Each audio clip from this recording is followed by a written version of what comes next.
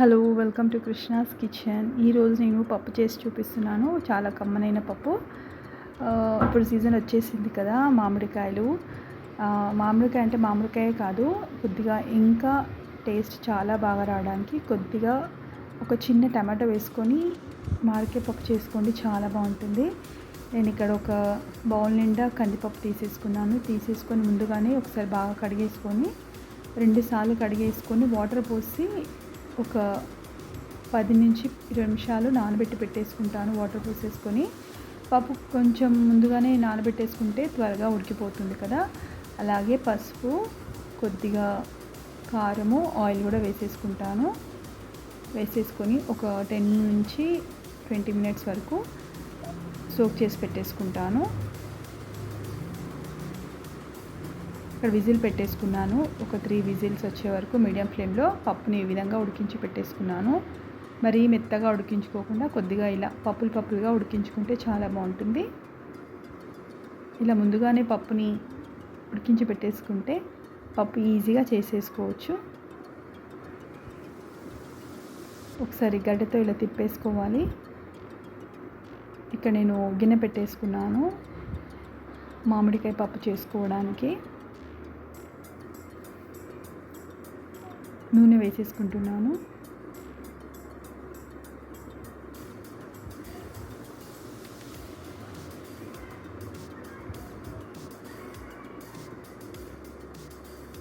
Oil వేడయ్యాక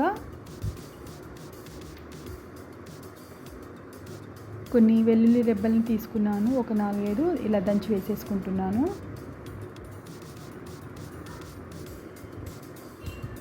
వెల్లుల్లి రెబ్బలు వేగుతుండగానే పప్పు దినుసులు వేసేసుకుంటున్నాను. ఆవాలు, కొద్దిగా జీలకర్ర, మినపప్పు వేసేసుకుంటాను. జీలకర్ర వేసుకున్నాను, మినపప్పు కూడా వేసేసుకున్నాను. ఒక 2 పచ్చిమిర్చి కట్ చేసి వేసేసుకున్నాను.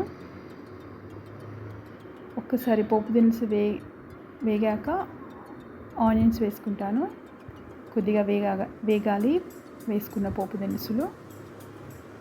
ఇక్కడ ఒక చిన్న ఉల్లిపాయని ముక్కలుగా కట్ చేసి వేసుకున్నాను. అందరూ మామిడికాయ పప్పు అంటే మామిడికాయతోనే చేస్తారు కదా, కానీ ఇందులో ఒక చిన్న టమాటో వేసుకొని చేసుకోండి, చాలా బాగుంటుంది ఈ పప్పు. కొద్దిగా ఉప్పు కూడా వేసుకున్నాను. కొద్దిగా ఆనియన్స్ అన్నీ పచ్చి వాసన పోయే వరకు వేయించుకోవాలి. ఫ్లేమ్ ఇంకా మీడియంలో పెట్టి వేయించుకుంటే ఆనియన్స్ త్వరగానే వేగిపోతాయి. ఆనియన్స్ వేగిపోయాయి. ఇక్కడ నేను ఒక మామిడికాయ తీసుకున్నాను. అంటే పప్పు నేను ఒక బౌల్ నిండా తీసుకున్నాను కదా, అదే బౌల్ క్వాంటిటీతో ఒక మామిడికాయ తీసుకొని ఇలా ముక్కలు కట్ చేసేసుకున్నాను. అంటే ఈ ముక్కలన్నీ నేను తీసుకున్న కందిపప్పు బౌల్ ఎంత తీసుకున్నానో అంత మామిడికాయ ముక్కలు తీసుకున్నాను. అదే బౌల్తో మామిడికాయ ముక్కలు వేసుకొని కొద్దిగా ఇలా కలుపుతూ మగ్గించుకోవాలి. మామిడికాయలు ఎలాగైనా త్వరగానే కుక్ అయిపోతాయి కదా, అంటే మెత్తగా అయిపోతాయి.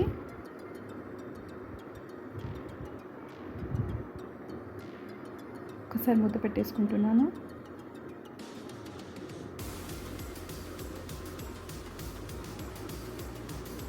ఒకసారి మూత తీసి కలిపేస్తున్నాను.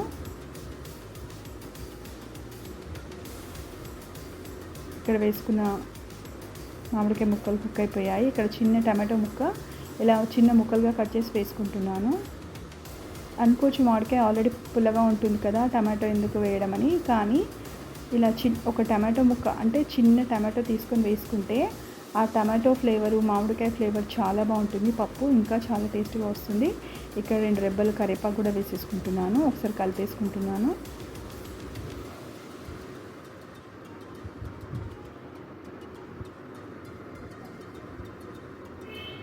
పోపుని బాగా వేయించుకోవాలి. నేను ఇంతకుముందు వీడియోలో చెప్పాను కదా, పోపుని బాగా వేయించుకుంటే ఎంత బాగా వేయించుకుంటే అంత పప్పు కమ్మగా వస్తుందని. వేసుకున్న టమాటా ముక్కలు కూడా కుక్ అయిపోయాయి.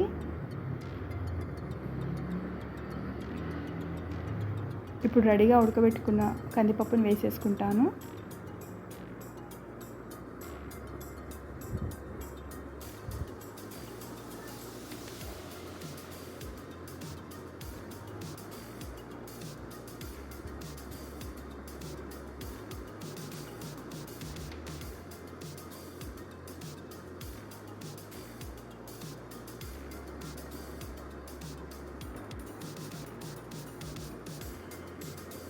ఇలా పప్పు వేసుకున్నాక బాగా కలిపేసుకోవాలి.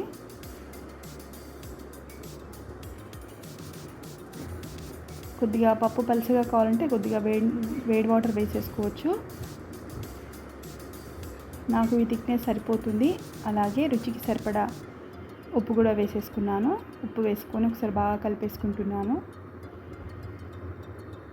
ఇలా కలిపేసుకొని ఒకసారి మూత పెట్టేసుకుంటాను.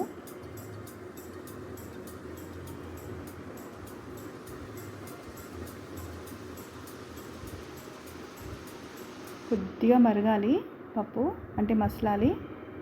చూడండి పప్పు మసులుతుంది కదా. ఇక్కడ నేను వేరే స్టవ్ పైన ఒక ప్యాన్లో 1 టీ స్పూన్ ఆయిల్ వేసేసుకొని 3 ఎండుమిర్చిని కట్ చేసుకొని వేసేసుకుంటాను. ఇలా పప్పు మరుగుతున్నప్పుడు ఎండుమిర్చిని ఇలా వేయించేసుకుంటే చాలా బాగుంటుంది పప్పు.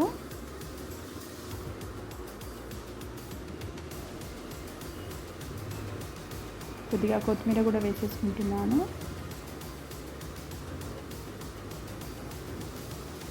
పోపులోనే ముందుగానే ఎండుమిర్చి వేసుకుంటే చాలా మెత్తగా అయిపోతాయి. ఇలా ఒక్కసారి పప్పు మసలాక చివరిలో కొద్దిగా నూనెలో వేయించేసుకొని ఎండుమిర్చిని వేసుకుంటే చాలా బాగుంటుంది. ఇలా ఒకసారి కలిపేసుకోవాలి. అంతేనండి, మామిడికాయ పప్పు రెడీ. మీరు ఒకసారి ట్రై చేయండి, చాలా బాగుంటుంది. అన్నంలో, వేడివేడి అన్నంలో ఈ పప్పు వేసుకొని తింటే చాలా కమ్మగా ఉంటుంది.